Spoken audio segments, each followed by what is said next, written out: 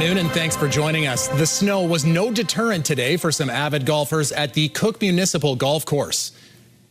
On Thursday, the golf course officially opened and welcomed 100 golfers to play in the beautiful spring air. But by Friday morning, winter weather had returned. While it wasn't quite the same turnout as day one, a few brave individuals did show up for a round this morning. Course staff were holding out hope that more than 140 golfers could participate in the Northern Team Championship this weekend. We'll see tomorrow morning what's going to happen overnight.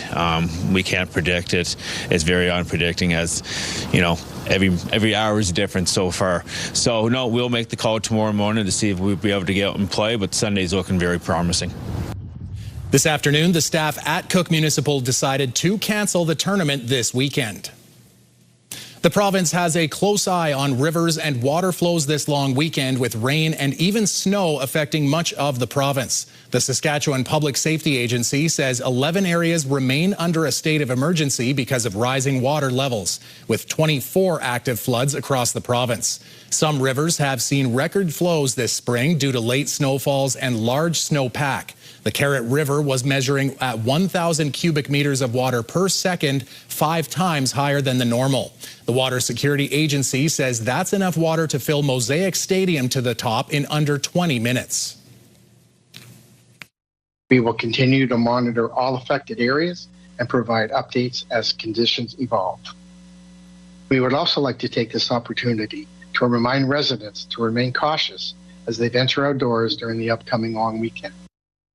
Highways could also be affected by sudden flooding. The Ministry of Highways urges people to check the highway hotline as often as possible when traveling this long weekend.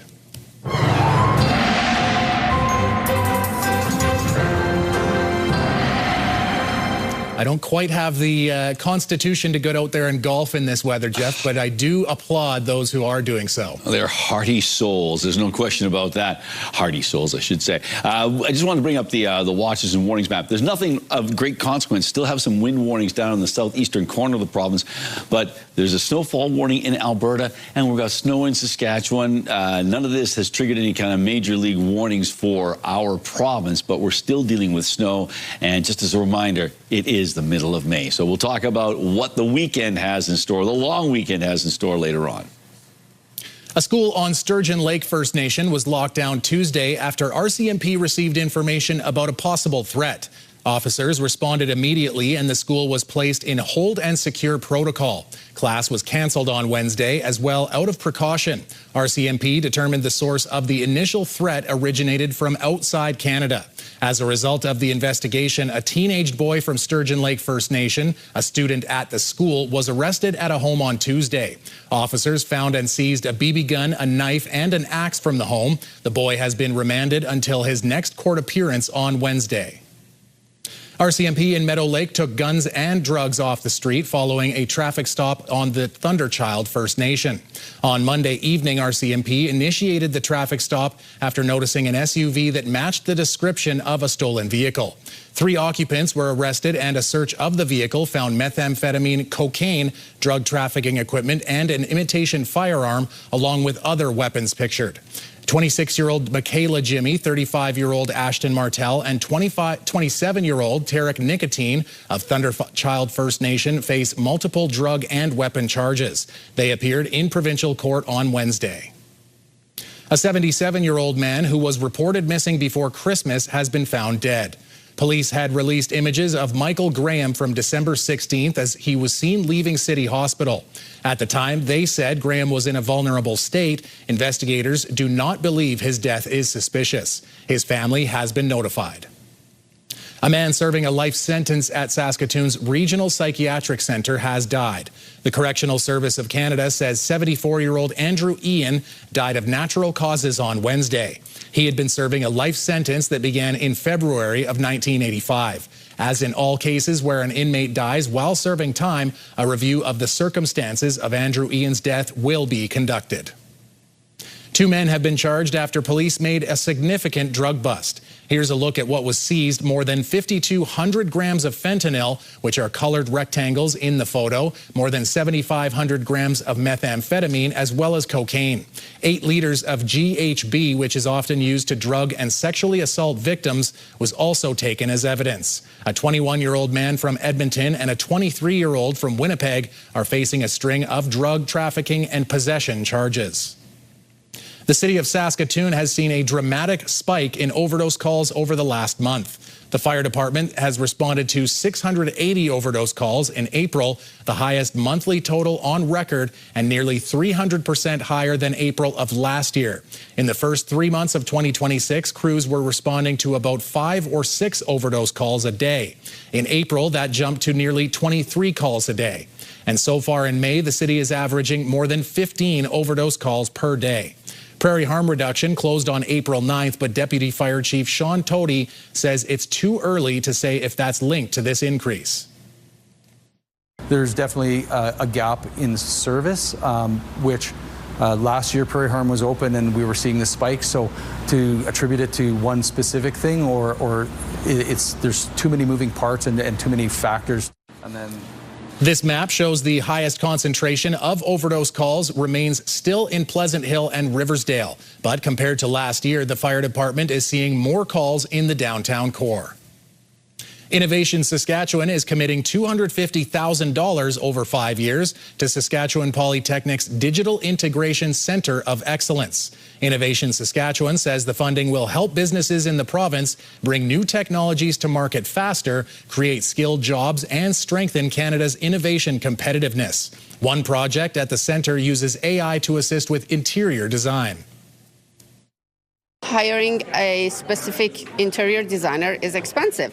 So with this AI help, then you would be able to afford a very much cost-friendly service. This robot dog, known as a quadruped, is another example of the work being done at the Digital Integration Centre of Excellence. The device can be used in the mining sector to help with safety. The city of Saskatoon will be testing out a new pedestrian crossing signal next week. The new crossing signals are on Warman Road at Hazen Street and 5th Avenue North. They will operate in temporary flash mode starting Tuesday morning at 10 a.m. until Wednesday, depending on weather and testing. The lights will flash red in all directions at Warman and Hazen, with amber lights flashing at the 5th Avenue intersection. The city says the signals will be activated ahead of the start of the bus service at the new platforms on routes 30 and 35. Residents are encouraged to pay attention to changes and exercise caution. As another long weekend approaches, Saskatchewan students are being reminded about the dangers of impaired driving. Frugina DeClute has more on the message being driven home to new drivers. A gruesome and gory scene for some high school students just outside of Melville on Thursday morning. I'm in the back of the car stuck, so I'm getting pulled out by firefighters and stuff. And then my character dies later in the hospital. Luckily, she is fine, even if her character isn't. It's all part of the PARTY program, which stands for Prevent Alcohol and Risk-Related Trauma in Youth, being hosted for the second time by Melville and its emergency services. So we were putting on a mock accident to show the realism and the impact of drinking and driving, substance abuse, and distracted driving. After the mock accident, the demonstration continued at the hospital and ended at a local funeral home. The grade 10s, there's about 40 of them, will sit through a mock funeral and see what it feels like to watch one of their friends suffer the consequences of making poor decisions. For some students, the exercise was more personal. Honestly, I've been in a car crash, so it's not fun. So let's hope lots of people learn and see what happens on a site of a car crash. And for a group of students who'll be getting their license soon, I think it's really important that they get the opportunity to see the risks of driving, and so people are a bit more cautious. According to EMS, Melville is not in a crisis right now, but they still want to remind everyone of the dangers of DUI. Because I think it's just a very terrible thing that happens, and I think a lot of people don't know how impactful and dangerous it really can be. After receiving positive feedback from the community last year, organizers hope to keep the different kind of party going for many years to come. Frugina DeClute, CTV News, Melville. Despite the weather, people in Saskatchewan spending time outdoors should be aware of ticks. According to those in the Saskatchewan Science demographic, the middle of May up to the end of June are when a vast amount of ticks start to appear. Lyme disease remains very low in the province compared to the rest of Canada, but experts still advise just to be cautious when walking in around wet areas of the province. And then, very importantly, after taking a walk in such areas that may likely harbor those ticks, making sure those clothes are properly washed and checking yourself, the children and pets for any ticks that may be there. Of course, if there is a tick, if there are loose ones, those are easy to take off. Online resource eTick says Saskatchewan is one of the provinces that has less reports this year. Meanwhile, areas like Saskatoon, Regina, Lloydminster, Prince Albert and Swift Current have had the bulk of the reports. The City of Prince Albert is unveiling 4 new transit shelter designs, part of the Municipal Cultural Action Plan. It comes from a public call for submissions from Indigenous artists in the fall of 2025. 21 designs by 10 different artists were shortlisted. The city says the 4 designs that were chosen reflect the unique identities of their locations and that they contribute to the pride and beautification of the city. They're located on 15th Street East in front of Sask Poly, on 2nd Avenue and 34th Street West, 15th Street East in front of the RBC building, and at Carleton High School on 6th Avenue East. The project is part of the Municipal Cultural Action Plan, funded from the city with help from Sask Lotteries. When we come back, the Cooke Municipal Golf Course waits patiently for golf weather. Jasmine Pelche finds out what events will be happening this summer.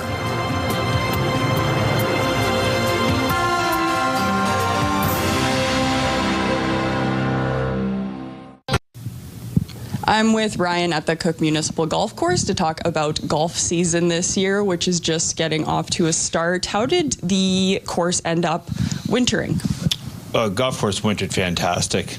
Obviously, we had a lot of snow coverage this year, so did everywhere in the province. But no, turned out fantastic. Our kind of course crew, Pierre Vizot, superintendent, and his crew are out there working hard right now, getting it ready. Opening day was yesterday. We have a little bit of a delay today with Mother Nature, but looking to kick things off this weekend. How did you manage all of the snow melt when it was happening? I know that there were some flooding concerns around the area here, and in terms of the course, how are you managing all that water? Patience. Yeah, there's always water at the end of winter, and there's some in the low spots of the golf course. They get some pumps out every year. There was a little bit more than usual, but like I said, they managed very well, and to pump it into some other areas and some ponds, and yeah, no, we're ready to go. How does the opening date for this year compare to other years? Well, the past 3 years, it's been an April start, which is always just a bonus. It's usually kind of the beginning of May here in northern Saskatchewan. But yeah, this year, obviously, everyone's a little bit behind. So we're about kind of typically 2 weeks behind this year. And, you know, not much we can do about it. It's Mother Nature. And like I said, it's just patience. How many people did you see opening day this week? Oh, yesterday we would probably have just over 100 people. With the temperatures being out there, we were very happy to see. Long summer ahead of us. You've got some other tournaments coming up. Could you share more information about those? Yeah, absolutely. Our marquee tournaments are the Northerns. We have a men's Northern, senior men's, ladies Northern, and junior Northern spread out throughout the summer. Those are the marquee tournaments. As well, we host quite a few charity events as well throughout the summer. So, the tournament schedule is pretty full this year, and like I said, it's summer's around the corner here. For just a regular round of golf, what are your hours like? During the week, we start at 7 a.m. and then weekends 6 a.m. Now that will fluctuate at the time of year. Obviously, first tee time yesterday was 10 a.m. We'll move slowly into 9 a.m. and then 8 a.m. and then so forth. But with the daylight and sunrise, it changes throughout the season. If someone's looking to come on out, where can they find more information to be more prepared or, like book a time or something? Everything is on our website. Booking online is on the website. All the information, if you're looking for leagues, junior lessons, all that information is on there as well. And then obviously our social media channels, Instagram and Facebook is all the information as well. Is there anything else it's important to get across right now? No, just thank you all the golfers for being patient. It's one of those years. So like I said, summer's around the corner. We're looking forward to seeing everyone back on the golf course and get ready for a great 2026 season. Great. Well, thank you for having me out here. No, thank you. We'll get a not so impressive weather update from Jeff after the break and an update to the Hantavirus, clearing up confusion about isolation requirements.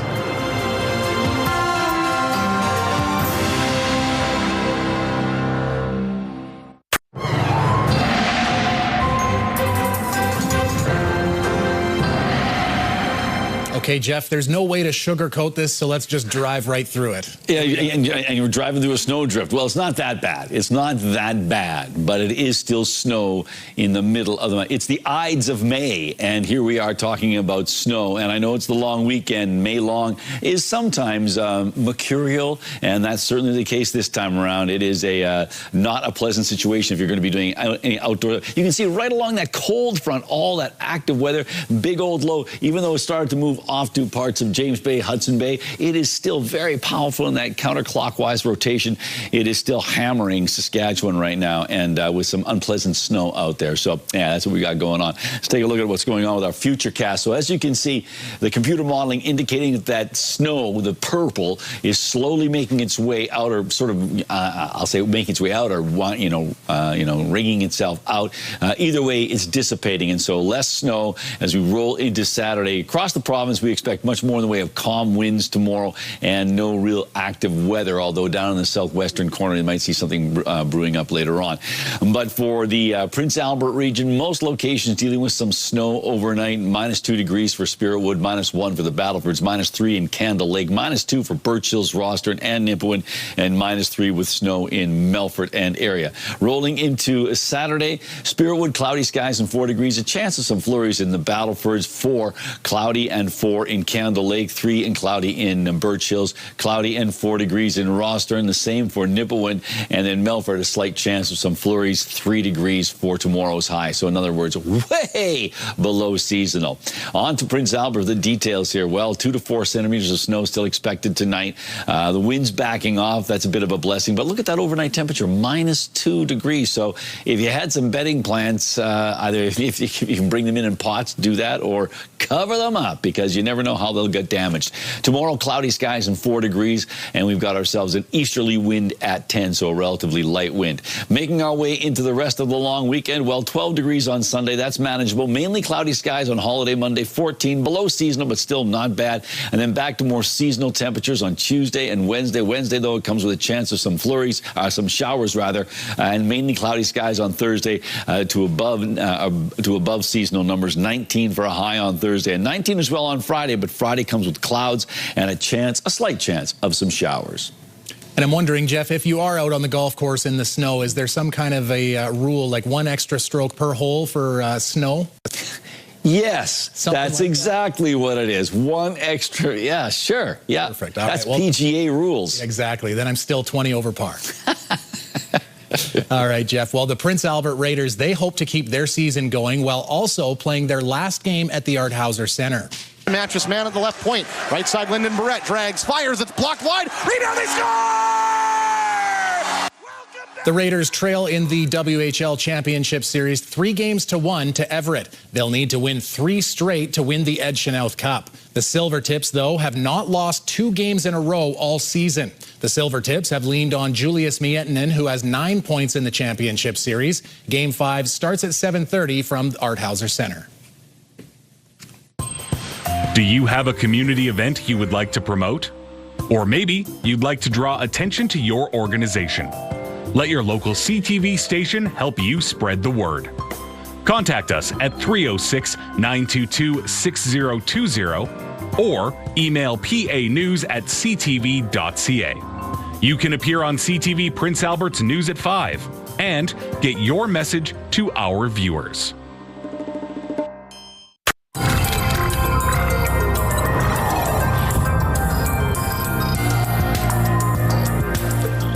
Health Organization has provided an update this morning on the recent Hantavirus outbreak, trying to clear up any confusion about how long people should remain in isolation. There's going to be a lot of epidemiological investigation to say this was a higher risk, this was a lower risk. But for us at WHO and for our recommendations, we've been very clear that all of the passengers and crew that were on board, we consider high risk. On Thursday, Canada's chief public health officer revealed that Canada had been informed of 26 passengers who shared a flight with a person potentially infected with hantavirus. Canadian officials consider those people to be low risk, while European authorities have designated the travelers as being at no risk of infection. The WHO says its recommendation is for quarantine to be maintained for 42 days from the last point of exposure. Brought to you by Saskatchewan Union of Nurses. Thank you to Saskatchewan's 11,000 registered nurses.